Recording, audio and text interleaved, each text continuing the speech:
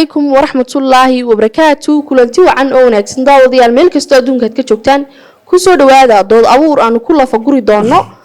in guurka hore loogu degdego iyo in dib loo dhigo labada mawduuc aynu ka kala faalan doonaa waxa dooda igala qayb galaya Sheekh Cabdiqani iyo sidoo kale Sheekh Nimcaan iyo sidoo kale Cabdikariin waynu bilaaban doonaa doodeena marka ugu horeysa waxaan ku soo dhaweynayaa Sheekh Nimcaan waxaan ku weydiinayaa in hore loo guursado waqtiga dhalinyarnimada oo guurka lagu degdego maxaa culimo ahaan idin ka leedin maxay diintu ka qabtaa ayaan aad baa mahadsantahay walaalo barnaamijkan qiimaha badan ee qabatayna aad baan kaaga mahad celinaynaa marka koowaad waxa muhiim ah inuu ogaano qiimaha iyo wanaagga uu leeyahay guurku marka qiimihiisa shayga la ogaado ayay imanaysaa miyaan u degdegaa mise waan ka kaadiyaa guurku walaalayaal waa amar ilaahiya oo ilaahay subxaanahu wa ta'aala uu amray marka uu yiri wa ankihul ayama minkum wasalihin min ibadikum wa imaikum ilaahay subxaanahu wa ta'aala wuxuu yiri u guuriya kuwa saalixiinta idin kamida addoomaha ilaahay kamida u guuriya ilaahay subxaanahu wa ta'aala yiri guurku waa sunno lagaga dayanayo rasuushii gaar ahaan nabiga maxamed alayhi salaatu wasalaam وإلهي سبحانه وتعالى وحتلمامي رسوشي نبي محمد كهريسي إنه إلهي وكيل أزواجا وذرية ولقد أرسلنا رسلا من قبلك وجعلنا لهم أزواجا وذرية إلهي سبحانه وتعالى وحتلمامي نبي يدي نبي محمد كهري إن وكتلقي كوا أزواجا وكلا تفرما أو كلا فرعما سيقول حنو قانينا وارنkaas inoo tilmaamayaan qiimaha guurku leeyahay marka aniga fikir ahaan anigoo aayaadka iyo ahadiithda nabi maxamed ee ku timid baabkan ka duulaya gaar ahaan xadiidkii nabigu yiri ya ma'shar ash-shabab man istada'a minkum al-ba'ata falyatazawwaj inagoo adilada haysana waxaan fikirkaygu yahay in arinka loo degdego oo loo dheereeyo si khayrka iyo wanaaga aayaadkii quraanka lagu sheegay labadaba loo helo waa mahadsantahay Cabdikariin waxaan ku weydiinayaa in aan hore loo guursan ee laga fiirsado oo marka uu qofku go'aansado inuu guursado uu arrimaha guurka u dhaqaaqo maxad ka leedahay bismillaahir rahmaanir rahiim marka ugu horeysa ilaahay baa mahad iska leh marka xiga aad iyo aad baan ugu mahad celinayaa bahweynta Caareedig Media barnaamijkan dalabuurkan qodobka wanaagsan soo abaabulay inta hadan ka gudbo horta guurka marka laga hadlayo aniga iyo wax weeye culimada aan asxaabta nahay waa cibaado muhiim ah ilaahay quraanka ka hadlay nabigoona faray laakiin qodobka doodu ka taagantay waxa weeye muhiimka ah in la abaaray ay tahay guurka ma dhalinyaradu maanta joogta ama guud ahaan baragu iyo dumarku ma inay ku degdegaan oo aanay ka fiirsanba mise waa inay ka fiirsadaan oo ay eegaan waxyaabaha ka horeyn kara ee muhiimka ah waayo Soomaalidu waxay ku mahmahda oo dad dhaqameed soo kala sareeyaan baa loo kala guraa adilada sharciga ay ku soo aroortay guurkuna sida xadiidka nabiga kaleey salaatu wasalaam man istada'a minkum alba'ata falyatazawwaj uu dhalinyarada la hadlayo leeyahay cidiina awooda guurku ha guursato وحديثكاس وين أمريا أو دنيرة كبورنا إني كورسدان لكن وحلا راعيي ما نستطاع عدي أود أسمع على بدو كهرلان وقف كان كورسنا وحلا يري أود عقلية عقلي سي وينو وديار سي هاي جور كانوا هول وينا أو بقلي وينو حرق دقالهان وديار سي هاي وأنا هاين قف حق دقالة وحوي كليته وينو أودي شركة وجور كواس كهول بدني هاي تيلفت هذا إنه ودي أرسني هاي مركان قد ضوضي ده واحد هاي جور كوا أرين وين ومهمة شرعي ونعمريه لكن إن لجودك دقة مقبة وإن وحيابها شرعي ودقي وأودي أو قفك عقلهان إنه ودي أرسني هاي وقف لما يشترن وحلا صامودة وحلك قاضي كرية إنه نقضه وإنه قفك مع الهان ودي أرسني هاي ودقالي وكل لها جورك وينو هيستو وينو قفك صدق كلا أود شركة وليه هاي إن فربنا ولا واحد عادي in dhalinyaradu guurka ay waxa weeye ku degdegeen oo ay ku yaaceen laakiin qoysaskaasi ma sii waaraan qoysaskaasi way burburaan haddii qofkii dhalinyaro ahaa ee kasta la wax weeye guurka xaggiisa oo carar guurso la yidhaahdo waxa weeyaan waxaan aaminsanahay qabaa guurka aan laga fiirsanayni inaanu ahayn kii sharcigu ina amrayay ayna farayay qoysaskan guurka ku degdegaana had iyo jeer waxay noqdaan kuwa had iyo jeer si yaroo fududume ee u burbura dhaqan ahaan haddaynu eegnana abwaankii cabdigahayr allah u naxariistee waa kii lahaa marka horeba guur waa milkiya maaran kala waaye ragga qaarse uma meel dayee way iska mehershaa anse waxaan ka midha halkan lagama suugayni haddaan lala mashaawirin tolkaa adiga oo maal leh oo lagama maarmay tashiga odaya loo meerin ninkii keligii maalootiya meel xuma walis abwaanku wuxuu tilmaamayaa guurkan aan loo meeldayin ee aan laga fiirsanin qofkani caqli ahaan xilma qaadi karayaayo qof mas-uule ma yahay oo dhammaystiran mise waa dhalinyaro waxa weeye shahwadu markay qabateen waxa weeye guurka xaggiisa u cararay maalka ku geli lahaa ma hayaa awoodda jidhka ma leeyahay taa haddaan laga fiirsano guurkii dhalinyaro ku yaaca la yidhaahdo arrintaas mafaasid fara badan bay keenaysaa waxaana ka mid ah qoyskii la dhisayay baynu dumo taasaan anigu aaminsanahay maadaama tiri qoysku uu burburayaa haddii yaraanta lagu guursado sababaha ugu waaweyn ee haddii yaraan uu qofku guursado uu qoysku u burburi karo bal noo sheeg waa su-aal aada u muhiimsano kole hadalkayga ayuun bay ka dhalanaysaa waxa weeyaan qofka dhalinyarada ahi dhalinyarada labaa loo qeybin karaa kuwa waxa weeye caqligoodu uu dhammaystirayo uu buuxsamay oo waxa weye xilasaamudo xilkii qaadi karaya oo waxa weeye gabadhii la dhaqmi karaya oo hawsheedii haddii noqoto biilkii ilaahay ku waajibiyey la dhaqmideedii wanaajinteedii wax badan yacni qaadi karaya inay yihiin kuwaasoo kale waa la odhan karaa waxa weeye guursada laakiin si guud guurka dhalinyarada in lagula ku degdega oo ku dheereeya arrinta noocaasi faa'iidadii sharcigu doonayay ahaa qoyskan uu dhismo oo ubad meesha yimaado oo yacni qoys muslim uu dhismo ma keenayso anu waxaan aaminsanahay guurka dhalinyaradu ay ku yaacayaan maanta ee shahwadda un waxa weeyaan kaliya ay u eegayaan mafaasida ka dhalanaysa waxaa ka mid ah qoys burburka degdega in fara badan wax la arkay dhalinyaro waxa weeye markii dhalinyarada shahwaddu xilligeeda ay gaadhaan amba ay qaan gaadhaan ama waxa weeye doonistii guurka uu galo haddii ay guurkii ku degdegeen ay ku yaaceen in fara badan wax la arkay qoysaskii iyo waxbay kala didaya waayo inankan amba inantan oo aanu bislayn caqli ahaan iyo dhan walba aanu bislayn xilligii ay qoys samayn lahaayeen ayaa meesha ku jirta marka meesha waxa taallaa xilligii ay qoys samayn lahaayeen ma gaadhin inankii inantii taasaa meesha taalla waana taan doonaya walaalahay inay ka jawaabaan waad mahadsan tahay sheekh cabdikariin cabdiqani waad mahadsantahay cabdikariin sheekh cabdiqani ayaan u wareejinaya maadaama adig iyo nimcaanbaa qabtaan in hore loo guursaday inay faa'iido leedahay waxbarashadu saameyn nooceeyay ku yeelanaysaa in maadaama dhalinyarnimadii inta badan ay yidhaahdeen wax hala barto oo hala dadaalo oo dhalinyarnimada uu xilliga dhalinyarnimada ay yidhaahdeen waxbaanu baranaynaa waxbarashadaasoo noqon karta waxbarasho maadiya waxbarasho diiniya oo dhanka guurka ayaanu usoo qalab qaadanaynaa maxaa ka leediin in waxbarashadu muhiimada intee leeg bay ka qaadanaysaa inaan hore loo guursan maadaama leedin horeha loo guursado ay dhalinyaradiina leeyihiin qaarkood waxbarashaan ku mashquulsanay arrinta maxay kaga jawaabaysaa bismi illaahi raxmaan raxiim ilaa xaq ahayna waafajiyo ayaanay walaal halkaa aad weydiisay waxbarashadu caqabad miyay ku noqonaysaa guurka labada dhinac darafeynka soo maha inankii iyo inantiis guursaday anu horta waxaan qabaa caqabad inaanu ku noqonahay waxbarashaduna waa hadba si ay ka dhigtaan waxaa jira dad iyagoo lamaano ah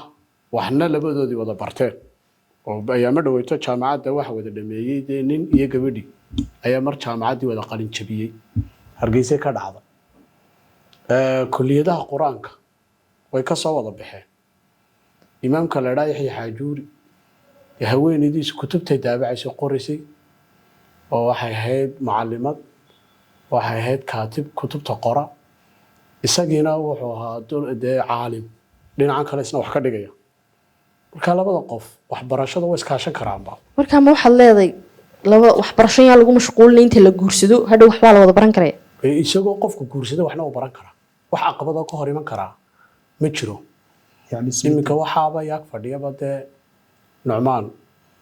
wuxuu ahaa ardaydii aan wax u dhigi jiray waa 2000 waa inay aad u daayar isagu dhinacna waa ka baranayay guurna waa lahaa tusaalahaan maxaad kaga jawaabaysaa dadkariina maxaad kaga jawaabaysaa wuxuu yidhi cabdiqani waxbarashadu waxay ku fiican tahayba in qofku iska guursado in waxbarasho isku hawlinee in yaraan ku dhamay weliba su-aasha inankaasi aw aad weydiisayna haddaan yar mulaaxadeeyo halkaa uu yidhi burbur baa ka dhalanaya haddii deg deg loo guursado dee nebigu sal allahu alay wasalam amar buu nagu siiyey tasawajuu guursada buu nebigu yidhi waa amar haddii lagu amrina waa loo degdegaa halkaa uu yidhi qofku man istataaca minkum albaa'atana halkaa uu caqliga ku soo daray culimadu kumay fasirin caqliga dee horta qof aan caqli lahayn gabadh ma dooni karo kuma tamanii karo inuu guur doonaba qof waalan dee guurba ma doonayo kan guurka doonaya waa qof biir qaba caqligiisina joogo waxaa loo shardiyaa baa'ada meherkiina inuu haysto nafaqadiina uu hayo meelna uu dejin karo saddexdaa arrimood hadduu laga helo horta xadiidka fahamkiisa fiican haddii saddexdaa laga helo oo meel la dejin karo ama ha u kireeyo ama ha u dhiso haddii meherkeediina uu siin karo nafaqadiina uu siin karo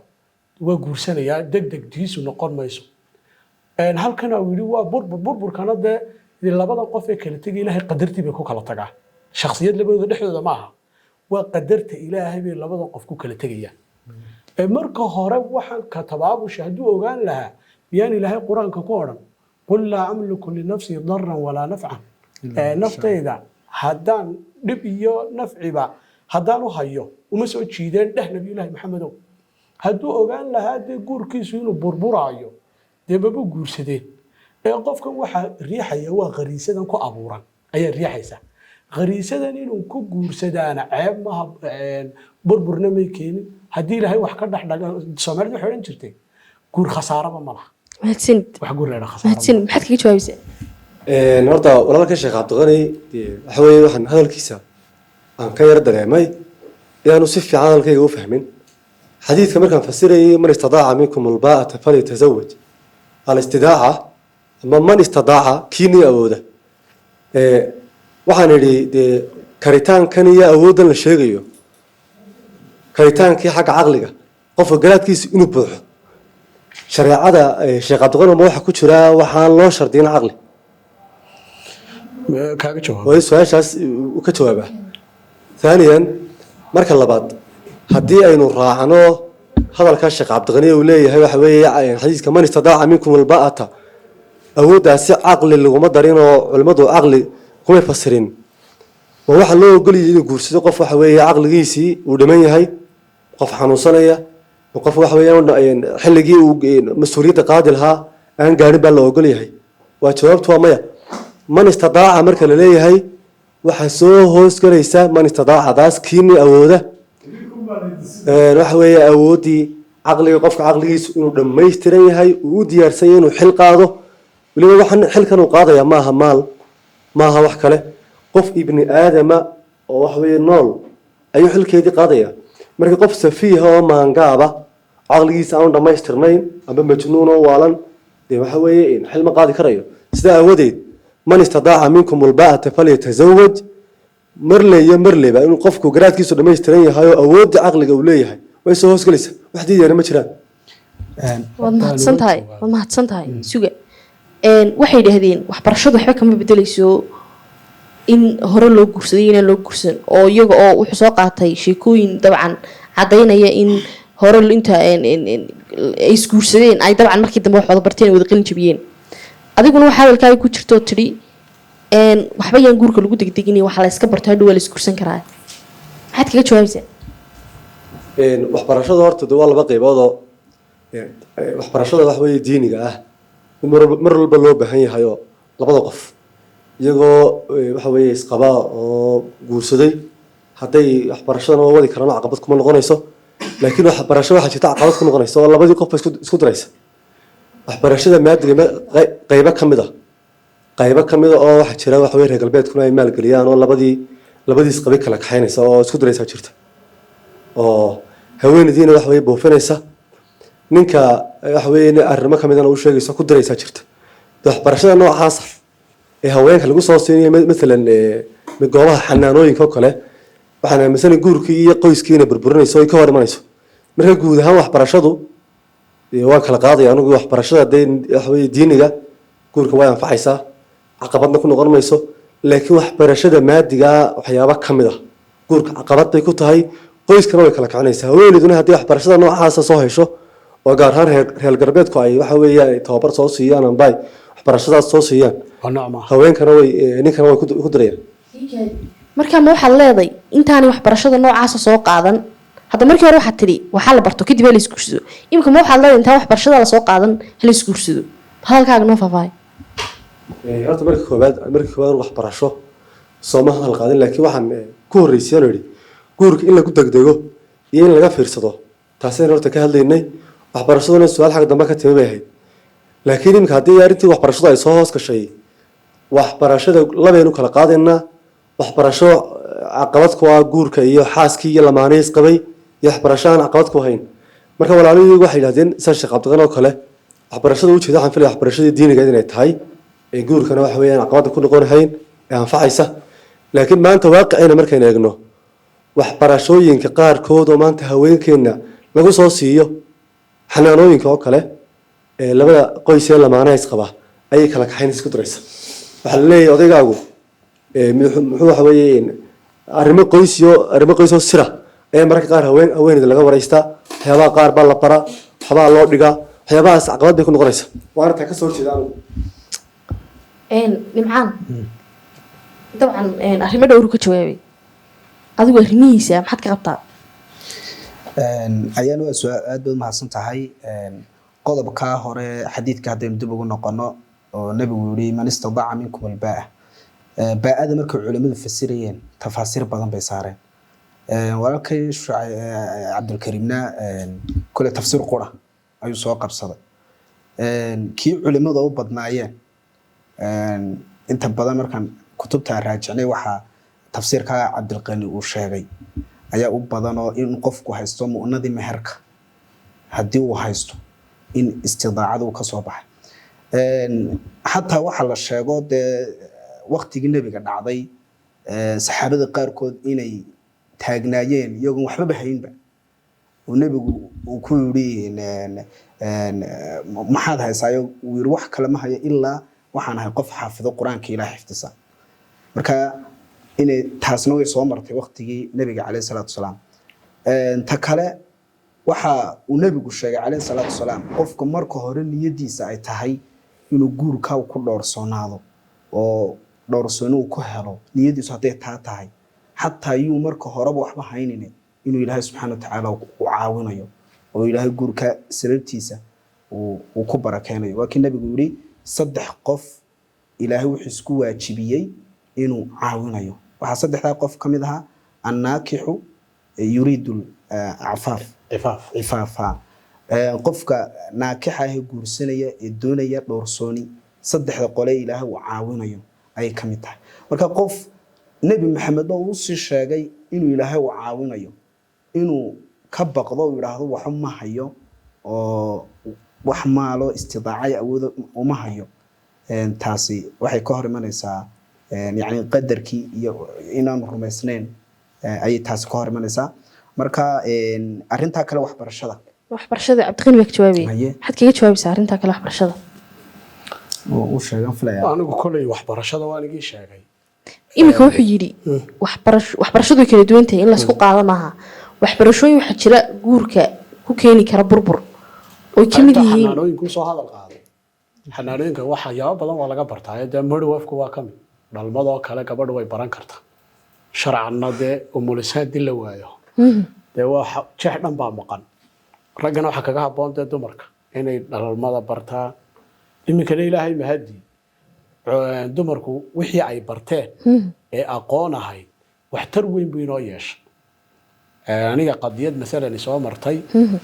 oo igu dhacday haddaan ka sheekeeyo carruurtayda qaar ka midaba anigoo gaari ku wada ay gabadhi gaarigii ku dhex mushay maasha allah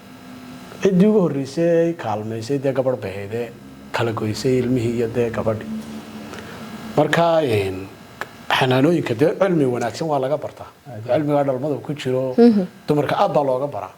cilmiga kale uu sheegayaan ma garanaye isagaa kolley ka jawaabi doona walaalkeen khayr baananu rajaynaya laakiin waxaan leeyahay dumarku cilmiga ha bartaan waayo hooyo weeye 3 qodob waanu amrayna waa hooyo hadday barato dee carruurteedii bay wax baraysaa waxay soo saaraysaa jiil wanaagsan ninkeedu hadduu ka dhinto dee way ku shaqaysanaysaa hadday kala tagaan waxde waa gabadh aqoon loo dayacmi mayso marka iyadoo hooyaa bay wax baranaysaa inta iminka kuwan wuxuu dhignay quraanka dhameeyay hooyooyin baa ka mid ah iyagoo 3 carruur haysta qaar 2 carruur haysta marka dadaalkaas waxbarashada isma diidayaan hal mas'aluun baa ku noqonaya walaalkeena uu sheegay oo ah guurka in loo degdego dadkii hore waxay oran jireen rag waa 3 wiilkii dhale iyo waladkii dhale iyo wadkii dhale wiilkii dhale waxa loola jeedaa ninka yaraanta ku guursaday وهذا يران تكون جرسيد خصمه خسارة بقى هذا دهنا تقول حتى جورجاس بربرة ده هو حدا الويل كده لا إنه بود على بريتو ليس كبر برتاعن وخسارة وما لهاته ويل كده هو كويل كيس بود على مدينة هو حوالي ده وإنه كده له هذا هو وحو ده قد كان كأفرت كي ملاش جرسيد سنة كان يمكن شوقنا نندل يروح حوجة ده هرت مالك غريسة كتوبة هي وكوشة كتوبة هي حلاشي اللي يدا ودقدقة في عن مركز شعيب حكى لنا نسا ده هذا اللي يدا هذا شوقه إسحايو إسحاكمه ده محرم بطاطا وما معاصي دي قد والبتعلو طاطا هذا نقول كيو دقدقين حقول دقدقي لها فهو حنولا أنا يقول كي هلو دقدقو وحنولا تشري سلفكم إن دليرون قرسان هذا دركته والله بمبت وحوقه وإلهي وإحنا سيد حوقنا وهم قرسان هذا دركته وإما وحبها ينين وإما إنه يهم اللقلقة مرضية حمان تاية معاصية مالها بسلسة مركا دليردي waxaan u leenahay guurka u degdega isaga u dhowrson xubinta taranka sharaftiisa iyo cirdigiisa halka aqliga uu ku darayana inagu amri mayno ninaan gabadhii hanan karahay nabigu wuxuu yiraahdaa ataakum man tardawna diinahu wa khuluquhu fasawjuhu haduu yimaado min diintiisa ku kalsoontihiin dhaqankiisana ku kalsoontihiin da u guuriya nabigu saasuu marka ninba nabigu yimi sallallahu alayhi wasallam jaleebib loo oran jiray nabigu sallallahu alayhi wasallam ninkaasi waxa la yiri haduu meel istaago cidi kelmadiisa may qorahay oo nin sumcad leh mu ahay dadka yasaan buu ahaa nabigu sallallahu alayhi wasallam ninkiibu ku yiri jaleebib u guuri inantaa deetana nabiga markii hore ninka dhalay baa yidhi nabiga allo inantaydii ayaan doonayaa inaan ku hibiyo markaasuu yidhi nin baan u hayaa nabiga sallallahu alayhi wasallam markaa ninkii muxuu noqday julaybiib deetana ninkii sifaad bay sheegeen waxay yidhahdeen waa nin hadduu meel istaago kelmadiisa aan la maqlahayn oo dee muxtaram ba aan ahayn faqri iyo dee gaajana dee ku safaysan haddana gabadhii way aqbashay gabadhii ninkii uu nabigu soo dooray ودين النبي صلى الله عليه وسلم سوق سو دوري ايو اقبشay marka qof xataa la yasaa jiri kara oo gabadhida waa la siinaya la eegi ma laakiin diintiisa ayaa qofka la eegaya iyo dhaqankiisa waan mahadsantahay su'aal baan ku weydiinaya maadaama oo aad aaminsan tahay in aan hore loo guursanay guurka amba aan guurka lagu degdegin hadii guurka lagu degdegi way waxay manaya xasaawe markasta oo aan qof guursana dabcan waa xilli uu haasawayo dhibaataynta leeg buu keeni karaa haasawa waqtiga dheer hadhow guurku keeni karaa amba ma taageersantahay in haasawa uu dheeraado oo de qofku maadaama uu taageersantahay qofku inuu hore guursan miya marka ma waxa taageersantahay in qofku uu muddo badan haasawo waxa weeyaan qodobka ku doodaya waxa weeyaan guurkii guurka horta waa arrin sharci oo fiican oo islaamkiina farayo oo nabi maxamed calayhi salaatu wasalaam inagu boorinayo laakiin qodobka ka duulaya waxa weeye qaabkii nabigu calayhi salaatu wasalaam inoo faray guurka qoysaska muslimiinta dhisayay haddii la khilaafo qoys burbur baa imanaya waana qodobkan inuu ka hadlayo kama soo horjeedo guurka in dhalinyaradu inay guursadaan laakiin waxaan leeyahay dhalinyaradu wax badan baa ka horeeya guurka waxyaabaha guurka ka horeeya shuruudda nabi maxamed dhiga calayhi salaatu wasalaam baa ka mid ah iminka walaalka nimcaan oo kale wuxuu yidhi maal loo kale hadalkiisa ka muuqatay maal laguma darin tafsiirka man istidaaca oo loo shardiyi maayo maal qof nool oo waxa weeye ibni aadam ayaa xilkiisii la qaadaya oo ilaahay biilkeedii qofka ku waajibiyey oo waxa weeye mustaqbal iyo wax badan baa la doonayaa xagee baa la geenaya looma baahna arrinta noocaasa waxaa loo baahan yahay guur kii nabi maxamed calayhi salaam ina faray oo ahaa qofkii awoodaya qofkii karaya guurka inuu guursado ayaa loo baahan yahay waana taan aan ku doodayo guurka dhalinyarada maanta isguursatay ee maanta xaasaska leh haddii la dhahdo guurka oo lagu degdegi waayo wuxuu keenayaa waxa weeye in xumaan lagu dhaco qaar waxaa jira maanta dhalinyarahoo isguursaday baa jira haddana waxa weye luqluuqa mara sheekh cabdiqani markuu leeyahay guurkii wuxuu waxa weeye joojinaya luqluuqii la marayay buu joojinaya qaar baa jira isqaba haddana xumaantii waxa weeye ku jira nabi maxamed calayhi salaatu wasalaam 13 sanadood buu asxaabta dhisayay akhlaaq ahaan diin ahaan caqiid ahaan in la dhalinyarta guurka ku yaaca iyadoo aanay awoodahayn oonay karahayn oonay caqli ahaan iyo dadnimo ahaan iyo akhlaaq ahaan u dhisnayn miyaanay ka horreynin in marka hore dadnimo ahaan iyo caqiid ahaan iyo akhlaaq ahaan loo dhiso sidii nabi maxamed sallallahu alayhi wasallam u dhisayo wacyigood la dhiso waayo waxaan ognahay oo maanta jirto waaqac in laga gabado maahe kuwo isqaba haddana waxa weeye xumaantana waxa weeye u dusa oo fara badan baa maanta la helayaa su-aasha inantu weydiisay ku saabsanayd waxa weeye dhibaatooyinka lagu sheegay iyagoo ku muuqanayaan anaga dhibaatooyinka ay sheegayaan in walaaluhu waxaan aaminsanahay sida iyagu u sheegayaan dee maahay si kale u jiraan qofkan guursaday haddii iimaankiisa akhlaaqdiisa iyo caqligiisu uu u dhammaystiran yahay oo waxa weeye uu u dhisan yahay xumaan ku dhici maayo waxa laga yaabaa midaan guursanin oo caqli ahaan diin ahaan akhlaaq ahaan iyo iimaan ahaan u dhisanin inuu ka dhowrsoonaan fiican yahay mid guursaday oo haddana dustuskiisu badan yahay midaan ka hadlayaa mar walba waa taas weeye su-aal ma weydiiyaa su-aal taasaan aniguna ka jawaabi adaa ka jawaabay bismi illahi raxmaan raxiim horta caalamkan inimka joogno qofku hadduu yidhaahdo anigu mar walba waan ishaman karayaa oo haasaawa iga dhici maayo oo hadduu qofku guurka ka gaabiyo dee horta ishiisi way badanaysaayo dee waxan waa wax u cusub oo qofkuna waxa u cusub dee u jeclaanayaayo u eegayaayo aan kaa dhexgala ee waxa uu hoosta ka xariiq uu yidhi qaar badan oo guryalo ayaa ka dustus badan qaaraan guryo lahayn arrintaa maxaa kaga jawaabaysaa kaasi waa naadiro waa mid ilaahay ibtileeyey qof ibtileeyeyna tusaale laguma soo qaato laakiin waxa ugu badan ee keeni kara xumaanta waa guur la-aanta waayo qofkani dee wuxuu ugu dhiiranayaa dee waxan inuu arag oo xumaanta waxa ka keenaya baahi badan oo jirkiisa ku jirta marka baahidii badnayd ee jirkiisa ka soo baxay haddaad gaajoonayso tusaale ahaan oo cunto aad arkaysa ma deynaysaa maya jawaab soo maaha ninkan waa halkaa qof gaajoonayo kaloo dee waxaan ilaahay u abuuray u gaajoonaya marka halka ilaahay iyo rasuulkiisu inoo amreen ilaa u degdeg waa halkaa oo lagu dhaqsanayo guurka waa wanaag baa ku jira tafiir wanaagsan baa ka dhalanaysa haddii kale qofku dee haasaawi wuu badinaya waa shaki la-aan su-aal baan ku weydiinayaa inta badan baan kusii celinaya inanku wuxuu kusoo celiyay waa inuu hanan karo arsaaqdii waa anigu tusaalehaan shaksi baan ahay maalinkan guursaday iyo maalinkan bilaa guurka ahaa isku arsaaq maan ahayn laba reer baan leeyaho maalintii hore intan haystay iyo maanta inta ikami soo gala maantaan kasii badana marka guurku isagaa baa arsaaqda soo jiidaya ilahay muxuu ihi waankixu layaama minkum wasaalixiina min cibaadikum in yakunuu fuqaraa yugnihim allahu min fadli hadday gaajoonayaan ilaahay baa qari ka dhigaya marka lamaanaha waxyaaba arsaaqdaba lagu helayo su-aal baan ku weydiinaya waxba ka hor istaagi maayo haddii guurka loo degdego oo dhalinyaradu laba qof waxa jira 10 sano sheekaysanaya oo haddana markiiba guurkooda burburo markii hore sheekadooda khaldanay xagee wax ka sii loo dhici kartaa ee haasaawaha badani waxaan aaminsanahay inaanu banaanay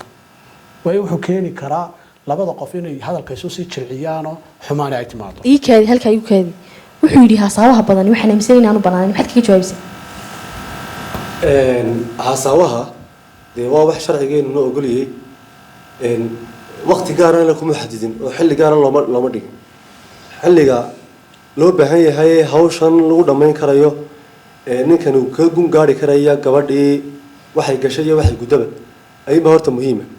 ma 2 sano u qaadanaya ma 3 sano u qaadanaya ma 5 bilood buu noqonayaa sharcigeenu ma xadidin marka in la yiraahdo haasawaha badan wuxuu keenayaa xumaan buu keenayaa aragtida anigu ma qabo sababtoo sharciguna ma xadidin xilliga la haasawayo kaliya waxa la rabaa in labadan qof intay isku fahmayaan wax isku afkaranayaan wax isla meel dhigayaan in noqdo lama oran 2 sano iyo 3 sano iyo 5 bilood iyo 4 bilood lama oran laakiin waxa la dhubuq hore dhaban haystan bay leedahay haddii la isku degdego oo 3 bilood 4 bilood lagu soo koobo haasawihii ama marta wax la mid lagu soo koobo waxaan aaminsanay inay ilaahay baa qadaray buu shaqo qabqani qadarkan lama daliishado ilaahay baa qadaray laakiin wax walba sabab bay leeyahay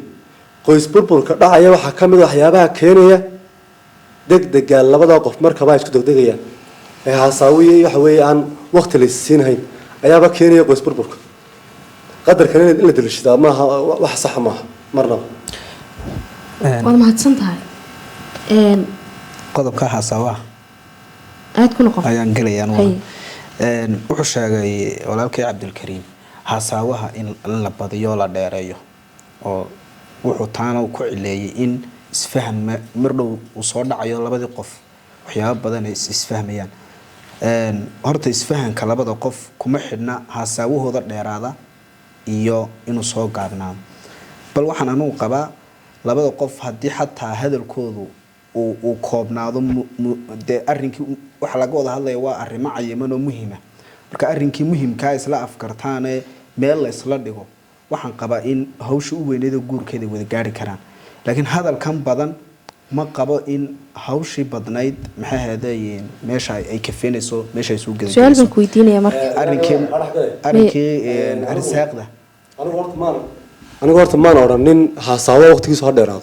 sidaa walaalkeena ma yidhi laakiin waxaan shareecadeenu xilliga la haasawayo waqti uma xadidin baan laakiin waa ma oran sanad 2 sano 3 sano ma oran laakiin waxa muhiim ah muddada labada qof iyaga isla garanaya muddada ay ku xaqiijin karaan isfahamkooda iyo qoyska ay galeelayaan ku xaqiijin karaan baa muhiim ah inta doontaa qaato bal ma 5 sano qaato su'aal baan marka ku weydiinaya guurka imika iyo guurkii hore dabcan wax badan bay kala duwan yihiin idinka guurka imika iyo guurkii hore keebaad isleedihiin uu faa'iido badan yahay amba uu u dhow yahay hore loo guursado halka faa'iidada ma markay dhanka diinta noqoto waqtigii hore iyo imika dhalinyarta aad buu ugu sii baahi badan yahay oo dhalinyarta ugu sii fiican yahay markaan eegno fitanka ku hereeraysan oo uu ka dhawaajinayay walaalka Sheekh Cabdiqani marka waxaan oran karaa maanta markaan eegno waqtigii nabiga عليه الصلاة والسلام الصحابة النولد يا إمي كمانتا مانتا أد بوجوسي به بدين أرزاق ذو ذا يوم مؤنذو ذا نو وحلا جور ورانا معها لكن مانتا أد بوجو به بدين بقبانو أرزاق ذو وحلا جور ما هو تري جور كمانتو وحلا جيا با إنه دقالة فربنا كل بحوس ذا إنه أراسي بدن كارني براه بشد كلانتو أرنتا كور نقالها بدن مدى إسراف كاه ما ركتيه مانتا ودن كنا كنا mid kale aan anagu taageersanahay maaha lacagtan badan iyo kharashaadkan badan ee xafalaadka aadka u tiro badan ku baxaya mid kulay dhalinyartiina ku culeysanayna waa waxay oran karaan laakiin waxay ku xiran tahay mar walba labada qof sida isku fahmaan oo labada qof iyaga wixiina ka dhigi kara waxa wadaas ku shareera sida isu fahmaan bay ka dhigantay mise maalka badan waa israaf laakiin sida iyagu isku fahmaan ay ka dhigantaa sheekh nucaan wuxuu yidhi waxa weeye maalka markuu ka hadlayay xaggiisa markuu ka hadlayay guurka horta hadalkiisa waxaa ka muuqata in caruurtii dee lagu maaragtay kallahinayo guurkii oo maaragtay lagu qalqaalinayo taasna waxaa ka dhalan karaysa in sida maanta jirta caruur inay isla baxsadaan oo waalidiintii oo raalliba ka ahayn aan ogolayn adduun arrin iyo adduuntoona aan loo hayn inay caruur isla baxsadaan labada taa hadalka waxaa ka fiicnaan loo diro waalidka farriin idhaahdo waalidiinta ciddii awoodaysa ubadkiina inaad u guurisaan baa wanaagsan waayo guurka mar walba waxa muhiima ciddii awoodaysa inay guursato soo maaha